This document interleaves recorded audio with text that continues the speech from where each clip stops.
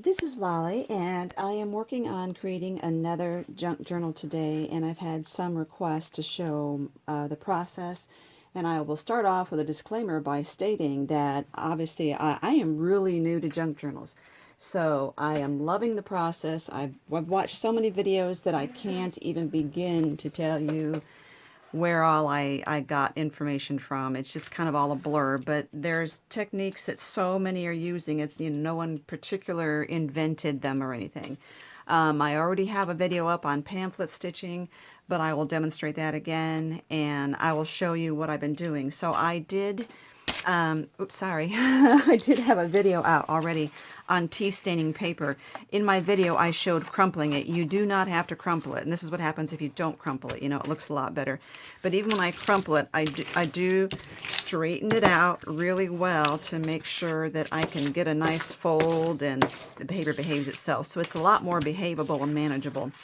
Now I need, they used to be 8.5 by 11 sheets of paper. I cut them in half, so now they're 8.5 by 5.5. When you fold them to make your book, to make your signatures, now you've got 5.5 by 4.25, okay? And you need about, well, I've been using about 21 or so pages like this, and it's all up to you how fat you make this. But I make 3 signatures with about 21 different things in there. That's including one of these, or an envelope would count as one, an envelope folded in half. So that's about how much you need. And you see how it gets kind of poofy there. All right. So you need that. All the paper is pre-made. I went ahead and did things like gluing some ribbon on the ends, stitching some ribbon on so you could do some edging on it. Those things are easier to do before you put it in a book. You can also stamp on some of the pages, and those are easier to do before you put it in a book. But anything you glue in can be done afterwards, okay? The other thing you're going to need is cardstock for your cover. And I have so many file folders that I'm using them for this, but you don't have to use a file folder. It is kind of cute to have the tab on there. So because this, let me use a pink one, because this is 4.25, I want my cover to come out. Let's see if I can have a pointer here. I want my cover to be 1/4 inch longer here, and 1/4 inch longer here, and 1/4 inch longer here. This would come off the spine. So the cover, just this square right here needs to be a little bigger than this. So your end result, without the tab, we're not counting the tab, is that this is 4.5 instead of a 4.25, and this is 6. So your whole paper, this whole thing without the tab, is going to be 6 by 10. So if you get a piece of cardstock, make sure it's a nice sturdy one. You want it 10 inches by 6 inches. And then when you get it cut out, measure from the left side, not so that this tab doesn't confuse you if you have a tab. Score it at 4.5 and at 5.5. So that gives you a 4.5 back cover, a 4.5 front cover, and a 1-inch spine. Now this is a 3/4 inch spine. I'm regretting it, and I'm going to start putting 1-inch spines. You see the difference there? It'll give me more room for all my signatures. And then once you have that, you also, if you want, like I use distress inks. This is the walnut stain I use from Ranger. I like that a lot. You also are going to need something to poke holes with. A really, really fat needle, like an upholstery needle. Ice picks are a little too fat, so you need something to poke holes with. And then I like to put a piece of styrofoam under it when I poke holes. You also need something to stitch with, as in like a fat needle and waxed linen, or you can use embroidery floss. I think it comes in 6 strands. Maybe take it apart and use 3. One sewing thread wouldn't work. Even button thread is a little too thin. You also should get some glue, like I like the Scotch, which used to be called Quick Dry, now it's called Scotch Tacky Glue. There are other paper glues you can use. You could use tape runners, glue sticks. I also use glue stick in a lot of mine. And it helps also to have some Mod Podge or some kind of decoupage liquid. I will give you a supply list underneath the video. The other thing you're going to need is some decorative paper to cover the cover front and back. So I'm using what I got from Michael's, which is this mixed media. It was a hot buy pad of theirs. Really like that. And I just messed up my thing here. Okay, so here's what you need. In order to cover the front, I like to have it not completely covered. I see I have borders showing there. And if that's what you want, then these would be 4.25 by 5 3/4 inches, and this would be 1/4 inch by 5 3/4 inches. And you need to do that for the front, but you also need another set for the inside here. Okay. Excuse me. So you need a set for the front and for the excuse me, the outside and the inside. So what I do, oh, let me get those back. What I do is I Mod Podge these on with a thin layer.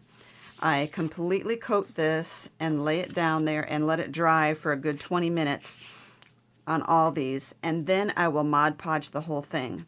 I will turn it over, I will Mod Podge each of these pieces on, let it dry 20 minutes, and then do a coat over the whole thing. And that, the layer of Mod Podge under and over this gives it a nice sturdiness, especially in the spine where you're going to want that before you start pulling holes and stitches through there. Helps to give it some reinforcement there. Some have also used some like packaging tape down here to even reinforce it before even putting on the decorative paper. You could do that as well. So I'm going to pause the camera and Mod Podge my first papers on there. Okay, so this is, I just put the paper on there, Mod Podge it, it's dry. I'm going to put the first coat, or one coat over the whole thing. You see I removed my pink cutting mat, and I just have like a craft mat here so that I can Mod Podge without messing up my nice cutting mat here. I want to get around the edges here to make sure I get a good seal there. And this is going to dry, probably, I'll just leave it overnight because this is in the evening for me here. And then I will turn it over and do the back, but I'm not going to do that on video. So the inside of these covers here, I'll just do it just like I'm showing you now, but I won't have to do it on video. Okay, but I love the way the Mod Podge gives it almost a vinyl feeling, and it does add some stability to the paper here. Okay, I'm back, and I want to talk about getting these signatures put into the cover. Now, signature is your stack of papers that you're going to sew in there. And I'm going to put 3 signatures in this one. What you need is a piece of any kind of cardstock. This is, again, a file folder that you folded in half, and it's the length of the cover, and which in this case is going to be 6 inches. Now, remember, these are shorter than the cover, so this will stick out a little bit, but it'll still be okay. All you need to do, when you fold it in half lengthwise, again, so it's the length of the cover. This doesn't matter how wide it is this way. But you want to put a hole right in the middle by poking a hole in it. And I measured across here and found the middle. And so I just laid it on some styrofoam. And this is just packing material that came in a box once. And then you just poke a hole in it. And then it's up to you how far out you want the other holes, but I just went ahead and measured halfway between there and there, halfway between there and there. So it's 1.5, 3, 4.5, and that's where my holes are. I also did mark the top of the book so that I would always consistently put my holes in the exact same place, because sometimes if you're not perfect and they're not lined up just right, and you do one this way and one signature that way, they won't line up right. Then your signature, excuse me, this one has about 7 pages in it. Some of these have 8. So just gather all the papers that you want, fold it in half, and see if that's about the thickness you want in your journal. Okay, and so I'm just going to grab one of these. Let's see, let's grab this one. I think it'll be easier to work with to show you. Okay, make sure everything's lined up in there, and that papers that are not this, they're smaller than the rest of the papers, that they're kind of lined up as well, because I want those holes to go in there. Make sure they're all pushed together really hard. There's no big gap in there. Well, I'm going to bind this together, hoping that'll help me out a little bit. And then all you need to do is put this in there and line it up. Now remember, I said this is bigger, so I'm just kind of eyeballing. Oops, I don't have them lined up really well. I'm just going to eyeball it and make sure that it sticks out about equal distance from both sides. I'm pushing it down there very hard to make sure that I'm keeping alignment, and just poke through all those layers. Okay, then you can lift this off, and I'm going to bind this just so I keep those lined up together. Now what you want to do on this This is the inside. Okay, this is my outside, this is the inside. I'm hoping this will show up on here. Let's see if I can. Yes, it is. Okay, so you'll see these lines that I have drawn in here. I just took a ruler and I measured in the middle. So this is an inch. So basically I drew a line at 1/4 inch, 1/2 inch, and 3/4 of an inch, okay? So now that I have that, I'm going to, remember this goes toward the top of the book. I'm just going to line it up, and I lost my pencil. Here it is. And lined up, I'm going to mark on those lines where these holes are so that I know where to poke the my holes again. And it's okay to put all these marks on the inside because they're not going to show up. Okay, from once you have your signatures in here, you're not going to see them. Another thing you could do is to go ahead and just remember how I measured. I said it was 1.5, 3 inches, and 4.5. And I see these are not perfectly lined up. Okay, and so I'm going to poke those holes again. And this is the paper piercer from Tim Holtz. If you have anything else you can use to poke those holes. This is kind of shiny paper, so it's kind of hard for me to see what I'm doing. It's reflectant. There. And this is why we did all those layers of cardstock and, that one you can get all the way in, of cardstock and Mod Podge, was to reinforce this. You could do it from the back, so see, it's rough right here. You could do it from the other side, poking down, but then you might have some pencil marks showing. So totally up to you. And then you need to measure out how much of the waxed linen you want. And so the way you sew these in is by going through the center and up this hole, across and down this one, and then back up the center again. So I know that doesn't sound confusing, but what you want to do is, starting from the center, measure from the center to this hole and back to the center, and then leave enough room to tie, and that looks good. If that's what you want, then that's half of it from the center on, so I'm going to fold that in half and just cut that off. And that way there's no die-hard measurement because it's different depending on all of your, your covers. And then you're going to need a, basically like an embroidery or a plastic canvas needle, some needle that's, a blunt tip, and that's, the eye of it is fat enough to be able to hold your waxed linen.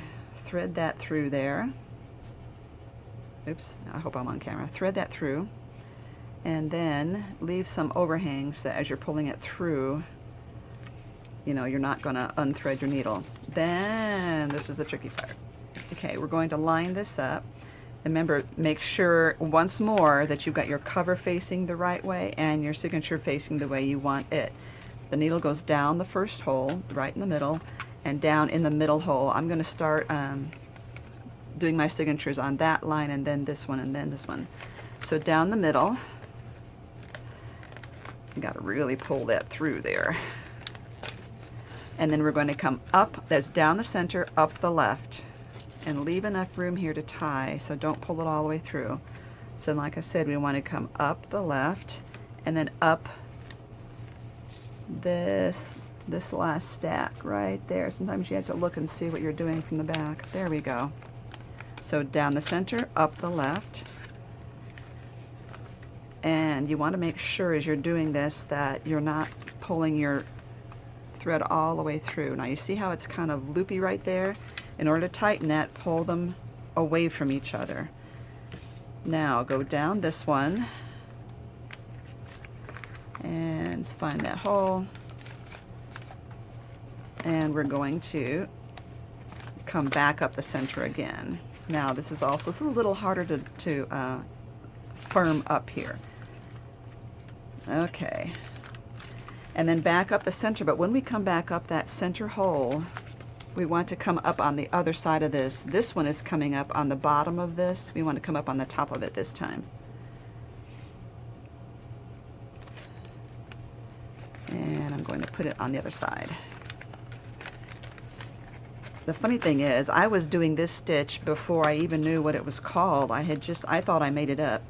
Obviously, it's kind of, every time we think that we've created something new, we haven't. So this has been around a long time. There we go. Make sure it's tight on the back, both of those, and that each of these is on either side of this long strand there. Now I have plenty. I could have made it a little shorter. So when you tie it, it's a square knot. In other words, left over right, right over left. You know, you tie one way and then the opposite way. Okay. Now leave some string here so it doesn't come unraveled. And if you want, you can do something decorative with this, like, you know, turn it into a bookmark, or you can glue things to the ends of here as long as they're paper and not beads. Okay, I should have let go of that. So that's the first signature. It is in there. And then you will do the same process for the next set of holes and the last set of holes. It does get a little more tricky as you're going on, a little more fumbly, you know, to get your hands in there. But anyway, that is the process for how to get those in there, and you can see the signatures. If you want, when you're done, you can actually cover that up as well, but I think it has a nice look. One last thought, and that is, if you are someone who likes to dangle charms on here, one thing you can do is make your holes a little farther apart, and by that I mean put your holes closer out here instead of down here. But the problem with that is you can see how this page is shorter, and a hole too far out might not capture this whole page. And this, by the way, is from a Fenra's Vintage Garden download. So I like the holes where they are. But anyway, what I was saying is, once you come out this hole, you can put a jewelry ring on it before going back inside. So there's a jewelry ring on it, and you could dangle some charms. Or you can punch a hole between your signatures here and dangle something off the back that way. So anyway, I'm not going to, you can rewind it, the video, and see that again, and I will also give you a link below on how to do the pamphlet stitch, because it's the same stitch I just did, but it might be easier to see it in my other video. Thank you much for watching, and I hope that explains what you're supposed to be doing for this and gives you some ideas and inspiration.